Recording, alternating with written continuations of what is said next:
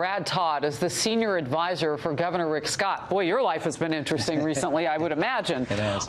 First question out of the gate. So they're counting. How far along are they, and what are you learning from the recount? Sure. 37 out of 67 counties in Florida have completed their machine recount. That's about a third of the vote. The margin has changed. Now, brace yourself, 33 net votes.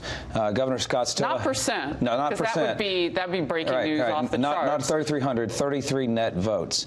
So, you know, Gil Nelson's on pace here to gain maybe 100 votes in this machine recount, and which will leave him like 12,449 votes short.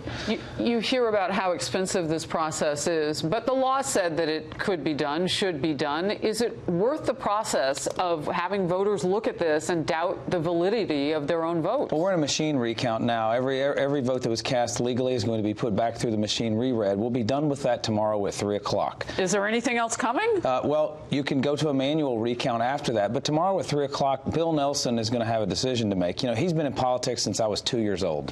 1972, he got in politics.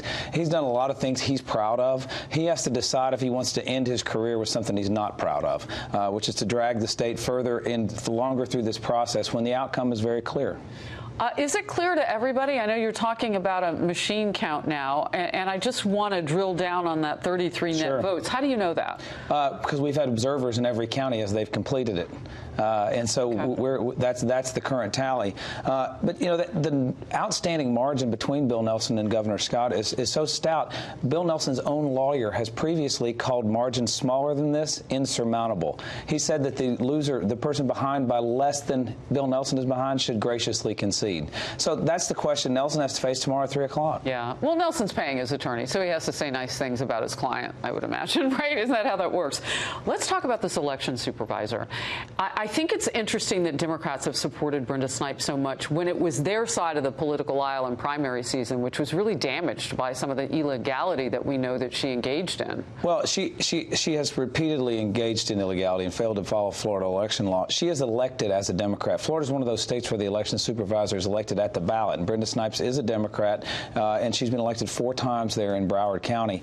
The question that we wonder is why, after someone so experienced in election law, she has been in office so long, so negligent in following the law. You know, why is she?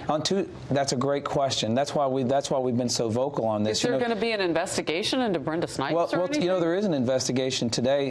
If you'll read, there's a story in Politico that says that the Florida Democratic Party altered the election documents and encouraged voters to turn in their ballots well after the deadline. The deadline, you have to have those ballots in and completely matched up by Monday, 5 p.m., the day before the election, for an absentee vote by mail. The Florida Democratic Party, according to Politico today, altered those documents and encouraged voters to continue to submit ballots after that deadline. So then that links back to Brenda Snipes' decision to continue adding to her totals that she announced after Tuesday night.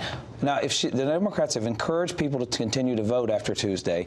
Broward County is continuing to add to their totals after Tuesday. And now the Democratic Party and Bill Nelson have gone to court and said, let's count every vote that came in after Tuesday. Those 3 things go together, Harris. In case people are just tuning in, I want to make it clear that the vote count between Nelson and Scott is not 33 votes. It's a whole lot of votes. 12,500. It's 12,000. So you would have to be, at this point, maybe with a third of counties counted, maybe picking up more than 33 net. I'm just kind of spitting the facts in case people are just tuning in, because this has been a point of interest of people all across the country. Are our votes protected? Here's a question for you.